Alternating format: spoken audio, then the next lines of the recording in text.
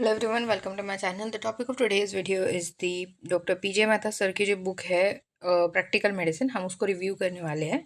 The part 4, हम already 3 part में इस बुक के हिस्ट्री एंड सिम्प्टोमेटोलॉजी कवर कर चुके हैं and this is the 4th part. ठीक है, ये इसका 4th एंड फाइनल पार्ट रहेगा। इसके बाद हम जनरल एग्जामिनेशन स्टार्ट करेंगे। So let's begin with that. The topics which we are going to study or cover up today in this video are these topics: the epistaxis till vertigo. Okay. So the first topic is that epistaxis. Epistaxis, as everyone know, that it is the condition where nose bleeds.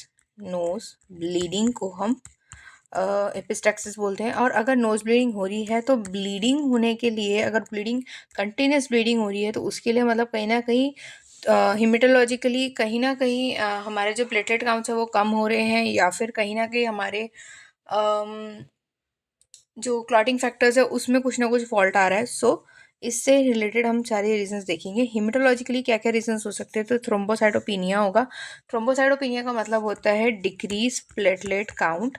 ठीक है, platelet count कम हो रहा है तो किन किन reason से ये कम होते हैं, तो आईटीपी की वजह से कम होते हैं, साथ ही साथ ल्यूकीमिया की वजह से कम होता है। ल्यूकीमिया एक तरह का कैंसर है, ब्लड कैंसर है, जो कि बिगिन होता है, शुरू होता है हमारे बोन मैरो के अंदर और रिजल्ट करता है abnormal production of the WBC. ठीक है, डब्ल्यूबीसी का वो एबनॉर्मल प्रोडक्शन करेगा ल्यूकीमिया। ठीक है, अप्लास्टिक अनीमिया की वजह से हो सकता है। अब अप्लास्टिक अनीमिया एक तरह का सीरियस ब्लड डिसऑर्डर है जो कि बोन में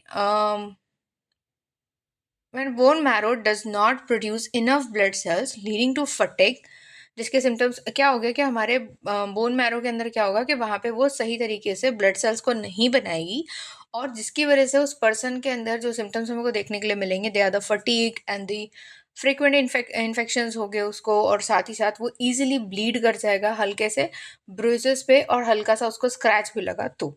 ठीक है, ये हो गया हमारा haematological reasons A part. Now the B thing is that the qualitative platelet defect रहेगा। क्वालिटेटिव डिफेक्ट रहेगा मतलब उसकी क्वालिटी अच्छी नहीं रहेगी। प्रोडक्शन सही हो रहा है, मतलब क्वांटिटी ज़्यादा है, क्वांटिटी बराबर है जितनी होनी चाहिए, लेकिन क्वालिटी अच्छी नहीं है। ठीक है, अगर क्वालिटी अच्छी नहीं है तो पहली जो कंडीशन रहेगी कि हमारा ग्लेंजमैन थ्रोम्बोएस्थेनिया। ग्लेंजमैन थ्रोम्बोएस्थेनिया का मतलब होता है ये एक रेयर कंडीशन है, इनहेरिटेड ब्लड डिसऑर्डर है, जहाँ पे प्लेटलेट काउंट जो है can not clump together to form a clot leading to tendency for the prolong और अ स्पॉन्टेनियस ब्लीडिंग। मतलब सीधा ये आ रहा कि जो हमारे प्लेटलेट्स है वो क्या कर रहे हैं, एक दूसरे से चिपक नहीं पा रहे, और वो जब चिपकेंगे नहीं तो वो एक क्लॉट नहीं बना पाएंगे। ठीक है, वो क्लॉट नहीं बना पाएंगे तो जहाँ पे इंजरी हुई है, जहाँ पे स्क्रैच लगा है, वहाँ पे वो जाके चिपकेंगे नहीं, और नहीं चिपकेंगे उस जगह पे जाके अगर वो, तो ब्लीडिंग जो है वो बंद नहीं होगी, और वो स्पॉन्टेनियस और लॉन्ग मतलब लंबे टाइम तक की वो ब्लीडिंग चलेगी। ठीक है, इससे ब्लड लॉस वगैरह के भी चांसेस हो सकते हैं। ठीक है, बंदा शॉक में भी जा सकता है। अगली कंडीशन है वैन विलब्रेंट डिजीज। ठीक है, वैन विलब्रेंट डिजीज का मतलब ये होता है कि ये एक कंडीशन है, एक रेयर मतलब एक रेयर ब्लड डिसऑर्डर है जो कि लॉन्ग लाइफ ब्लीडिंग डिसऑर्डर है, कॉज्ड बाय अ डिफिशिएंसी और a poor functioning of the von Willebrand factor protein. ठीक है, एक वैन विलबर्ड फैक्टर होता है हमारे ब्लड में, उस फैक्टर की डिफिशिएंसी की वजह से ये डिजीज़ जो है ये होती है।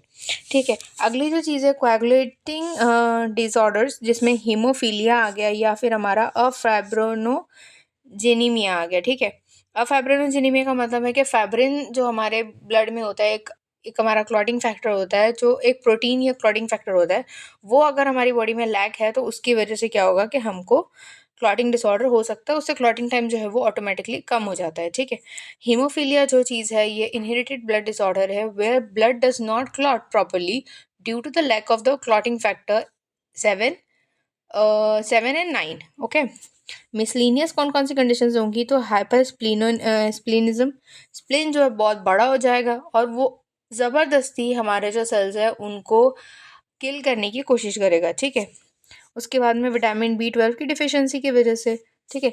अभी नेज़ल कौन कौन से डिजीजेज है जिनकी वजह से एपिस्टैक्सिस होती है, तो नेज़ल डिजीजेस के अंदर हम देखेंगे ट्रॉमा हो सकता है, किसी ने बुक्का मार दिया ना तो ब्लीडिंग होगी। ट्रॉमा कोई हो सकता है, सॉरी ट्यूमर कोई हो सकता है, रेनाइटिस हो सकती है, सीवियर रेनाइटिस की वजह से भी कई बार ब्लीडिंग हो सकती है, एपिस्टैक्सिस हो सकता है, डिफ्थेरिया की वजह से हो सकता है, साइनाइटिस की वजह से हो सकता है। ठीक है। सिस्टेमिक डिजीजेस कौन कौन सी होंगी, तो infective fever, typhoid, malaria, measles and viral infections.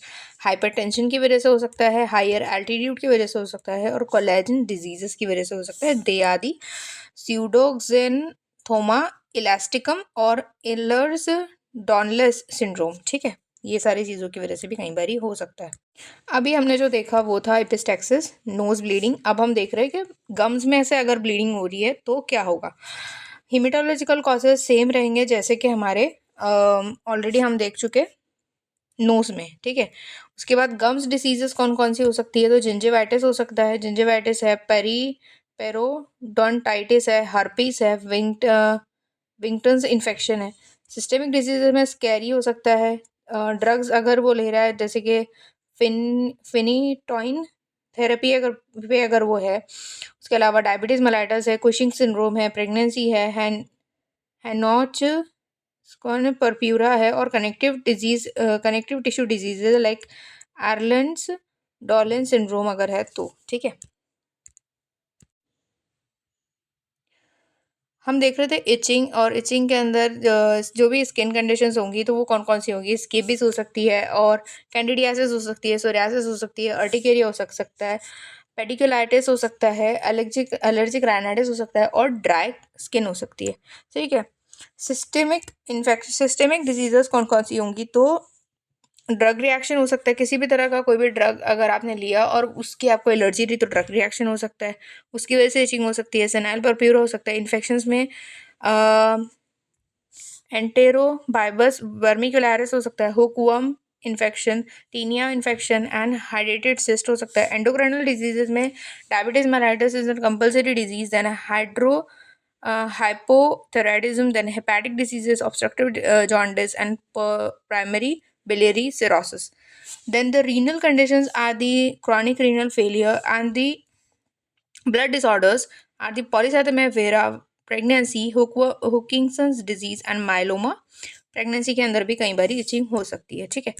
हर्शूटिज्म अगर हम देखें विद विरिलाइजेशन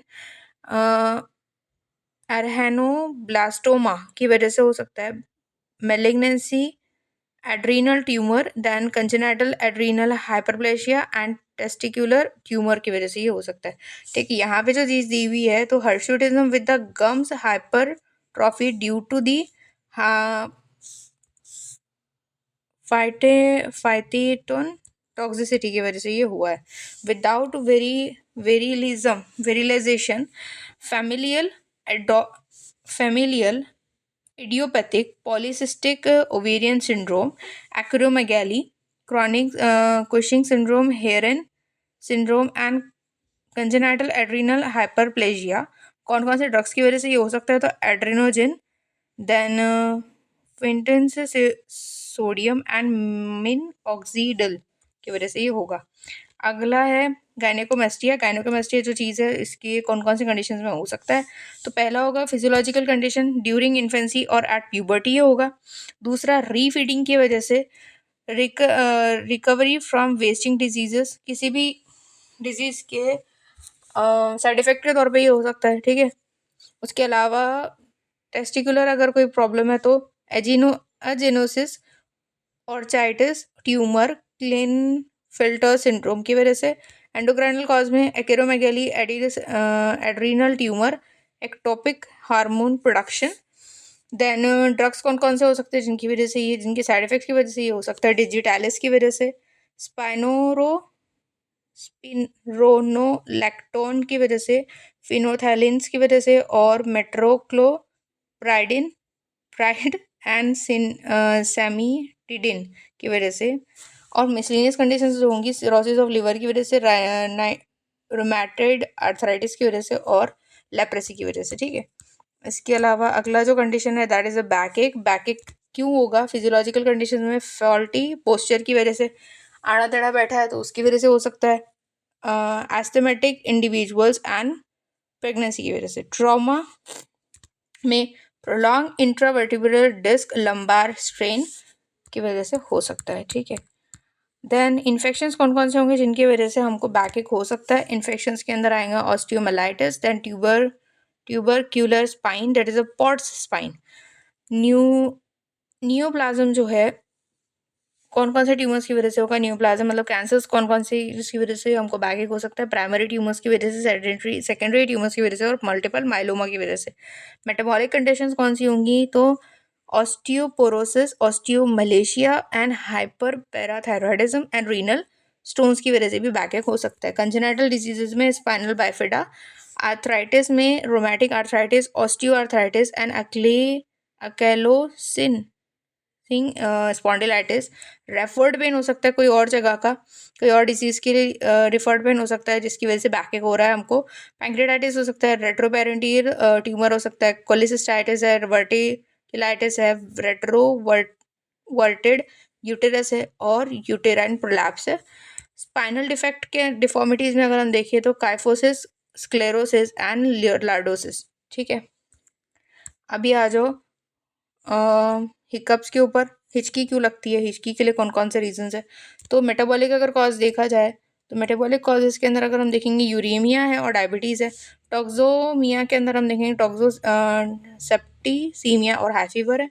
एब्डोमेन के अंदर लिवर एब्सिस है, पेरिटोनाइटिस है, सब फेरेंजियल एब्सिस। थोरैक्स में aortic aneurysm, mediastinal glands and the substernal goitre की वजह से।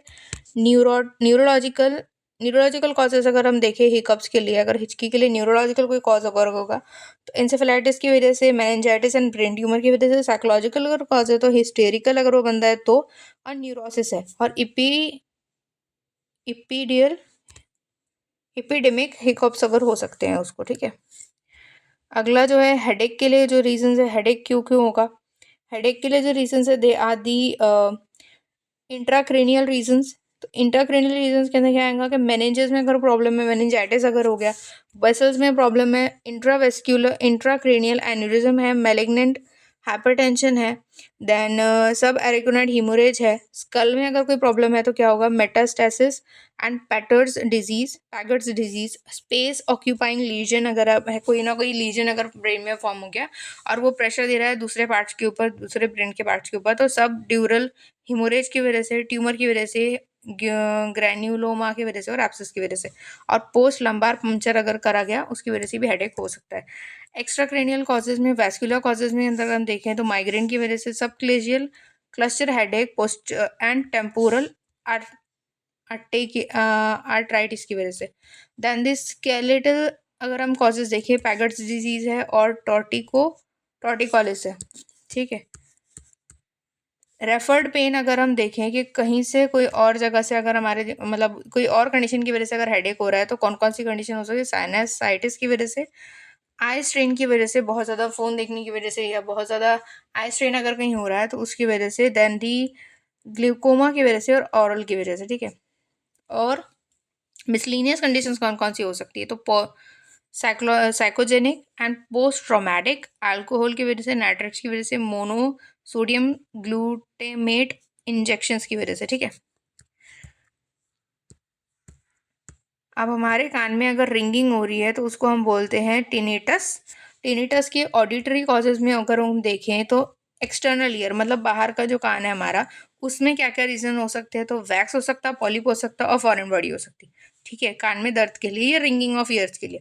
ठीक है, कान में ईयर अगर दर्द है तो उसका अलग रीज़न रहेगा, लेकिन टिनिटस जो है हमारे वो कान में टिंगिंग होने के लिए।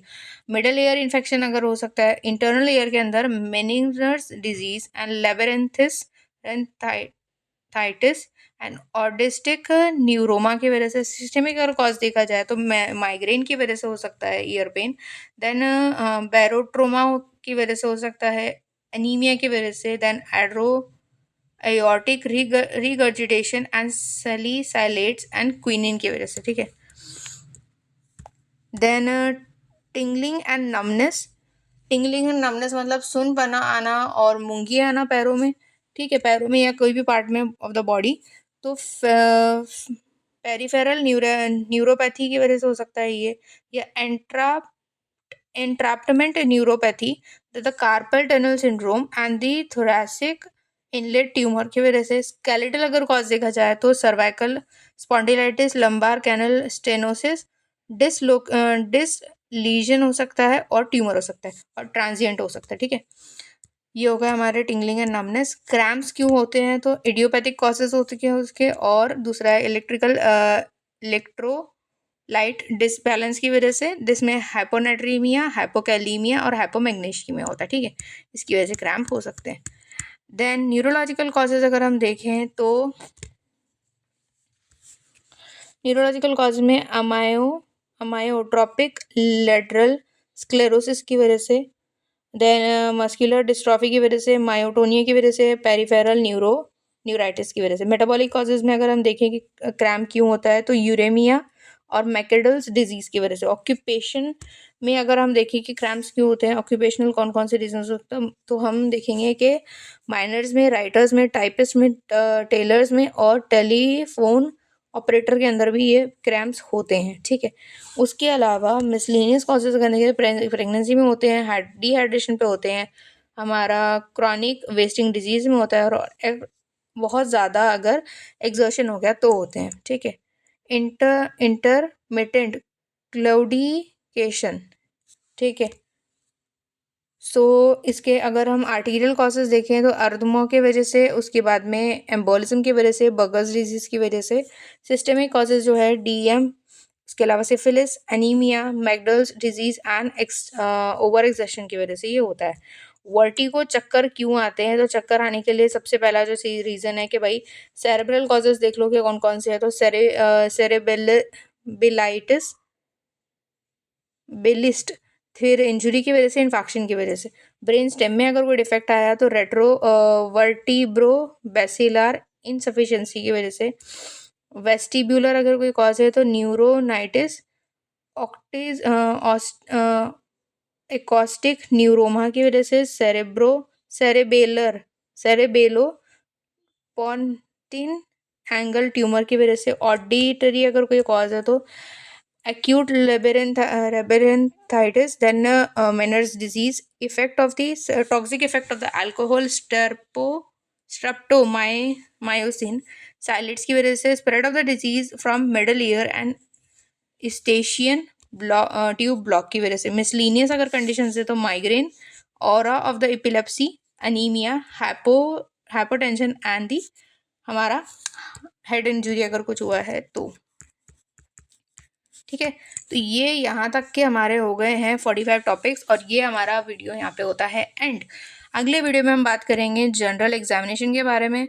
सो stay tune to that and subscribe to my channel, like, comment, whatever suggestion you want to give. Thank you so much.